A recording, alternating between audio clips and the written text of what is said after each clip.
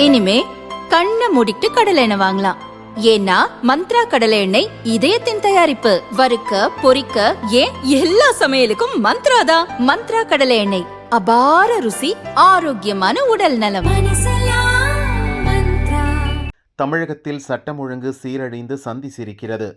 திமுக கூட்டணியில் உள்ளவர்கள் கூட சட்டம் ஒழுங்கு சீர்கெட்டு விட்டதாக கூறுகின்றனர் என எடப்பாடி பழனிசாமி விமர்சித்தார். ஏற்கனவே நான் சொன்ன தமிழகத்தில் சட்ட ஒழுங்கு சீரழிந்து விட்டது, சட்ட ஒழுங்கு சந்தி சிரிக்கின்றது. இன்றைக்கு திராவிட முன்னேற்ற கழக கூட்டணியில் அங்கம் வைக்கின்ற கட்சிகள் கூட தமிழகத்திலே சட்ட ஒழுங்கு சீர்கெட்டு விட்டது என்று தான் குறிப்பிடுகிறார்கள். அது மட்டுமல்ல, விளாத்தி குளத்திலே ஒரு மாணவி, பள்ளிக்கு சென்ற மாணவியை பாலியல் சீண்டலுக்கு உட்படுத்தப்பட்டு படுகொலை செய்யப்பட்டிருக்கின்றார்கள். அதெல்லாம் இந்த மாவட்டத்தில் நிகழ்ந்த நிகழ்வுகள். இதுவே இந்த சட்ட ஒழுங்கு மோசமாக இருப்பதற்கு சான்று.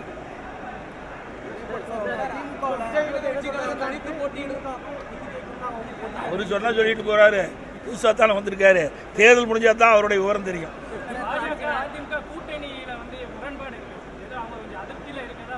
எந்த அதிருப்தியும் இல்லை. எங்கே அதிருப்தி இருக்குது? நீங்கள் தான் ஊடக நண்பர்களும் பத்திரிகை நண்பர்களும் திரித்து போட வேண்டும். எங்களை கூட்டணி நல்லா சிந்திச்சு பாருங்கள். திராவிட முன்னேற்ற கழகம் கடந்த 23 நாட்களாக கூட்டணி பேச்சுவார்த்தை பேச்சுக்கொண்டே இருந்து 2 நாளைக்கு முந்தி தான் இறுதி செய்யப்பட்டது. காங்கிரஸுக்கும் திமுகவுக்கும் கிட்டத்தட்ட ஒரு 18 நாட்கள் வார்த்தை போகும். பத்திரிகையில் செய்தி, ஊடகத்தில் செய்தி. ஒரு காலகட்டத்தில் காங்கிரஸ் திமுக கூட்டணியிலிருந்து விலகிவிடுவோம் என்ற நிலைக்கெல்லாம் வந்து விட்டார்கள். ஆக காங்கிரஸ் தலைவர்களும் இந்த மாநில பொறுப்பாளர் போட்டவர்களும் அவர் பல்வேறு கருத்துக்களை குறிப்பிட்டார்.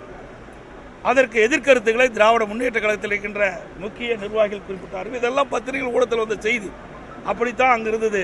அது மட்டும் இல்லை, திமுக கூட்டணியில் அங்கம் வைக்கின்ற கட்சிகள் கூட மன வருத்தத்தில் இருக்கிறாங்க. இன்னும் சொல்ல போனால், மறுமலர்ச்சி திராவிட முன்னேற்ற கழகம் அந்த முக்கிய தலைவர் பேச்சுவார்த்தை முடித்துவிட்டு வெளியிலே வருகின்ற பொழுது சிரித்து கொண்டே அழுது கொண்டே சிரிக்கிறேன்னு சொன்னார். அழுது கொண்டே சிரிக்கிறேன்னு சொன்னார். அப்படிப்பட்ட நிலைமை தான் அந்த கூட்டணியில் இருக்குது. எங்கள் கூட்டணியை பொறுத்த வரைக்கும் நாங்கள் கூட்டணி பேச்சுவார்த்தை தலைமை கழகத்தில் எங்களுடைய கூட்டணி தலைவர்களை அழைத்து பேசினோம். பேசி முடிந்தனோம்.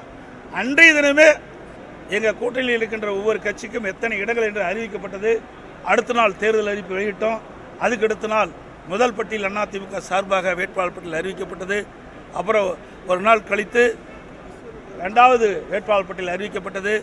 இப்பொழுது இன்றைய தினம் 3வது வேட்பாளர் பட்டியல் அறிவிக்கப்பட்டு விட்டது. ஆக அனைத்து இந்திய அண்ணா திராவிட முன்னேற்ற கழகத்தை பொறுத்த வரைக்கும் எங்கள் கூட்டணியில் எந்தவித ஒரு சிறு கடுகளவு கூட பிரச்சனை இல்லை என்பதை தெளிவுபடுத்தி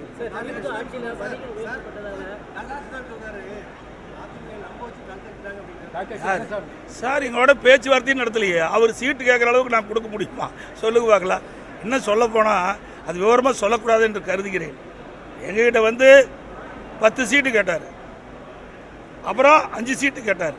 பேச்சுவார்த்தை நேரடியாக இல்லை, வேறொரு மூலம் சொன்னார் எங்களால் இயலாதுன்ட்டு. அவ்வளோதான். இதில் என்ன இருக்குது? போன வரைக்கும் எங்களோட கூட்டணியில் இல்லையே.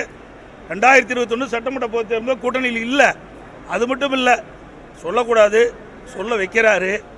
ஒவ்வொரு கூட்டணியில் கட்சி சேர்கின்ற பொழுது அந்தந்த கட்சியுடைய வாக்கு வங்கிக்கு தேவை மாதிரி தான் அந்த கட்சி பெற்ற வாக்கின் அடிப்படையில் தான் சீட்டு கொடுப்பாங்க. 31 தொகுதியில் போட்டியிட்டு 33,000 ஓட்டு வாங்கியிருக்கார். 31 தொகுதியில் போட்டியிட்டு 33,000 ஓட்டு வாங்கியிருக்கார். அவருக்கு எத்தனை தொகுதி கொடுக்குவது என்று பார்க்க வேணும். ஏன்னா கூட்டணியில் அங்கம் வைக்கின்ற கட்சிகள்லாம் அந்தந்த கட்சிகள் வாங்கிய வாக்கின் அடிப்படையில் தான் எல்லா கட்சிக்குமே கூட்டணியில் இன்றைக்கு அந்த சீட் ஒதுக்கீடு செய்யப்படும். அது அதிமுக சரி, திமுக தான் சரி, அப்படி தான் கடைப்பிடிக்கிறாங்க. அந்த அடிப்படையில் கடைப்பிடிச்சா பரவாயில்ல. அவர் எங்களுக்கு அதிகமான சீட்டை கேட்டு ஆள் அனுப்புனா அது நாங்கள் நேரடியாக பேச்சுவார்த்தையை நடத்தலை.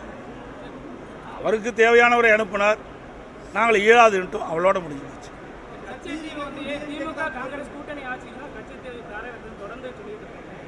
அது உண்மைதானே? அதாவதுங்க, இது அதாவது உண்மைதானே. அது கச்சத்தீவை யாருடைய ஆட்சியிலே போச்சு? மாநிலத்திலும் மத்தியிலும் யார் ஆட்சி இருந்தாங்க? தாரை வார்த்து கொடுக்கப்பட்டு விட்டு அதுக்கு பிறகு 15 ஆண்டு காலம் மத்தியில் ஆட்சி அதிகாரத்தில் இருந்தது திமுக. அப்போதாவது கச்சத்தீவை மீட்டிருக்கலாம். நாங்கள் ஆட்சி அதிகாரத்தில் மத்தியில் இல்லை, இருந்தாலும் நாங்கள் தொடர்ந்து மத்திய அரசை வலியுறுத்தி கொண்டிருக்கின்றோம். நம்முடைய மீனவருடைய நலன் கருதி கச்சத்தீவை மீட்டெடுக்க வேண்டும். இல்லாவிட்டால் நீண்ட கால குத்தகைக்காவது தற்காலிகமாக எடுக்க வேண்டும். இருந்தாலும் அனைத்து இந்திய அண்ணா திராவிட முன்னேற்ற கழகத்தை பொறுத்த வரைக்கும் இதயம் புரட்சித் தலைவி அம்மா இருக்கின்ற பொழுது உச்சநீதிமன்றத்தில் இது வழக்கு தொடர்ந்து இருக்கிறோம், இதை மீட்டெடுப்பதற்காக.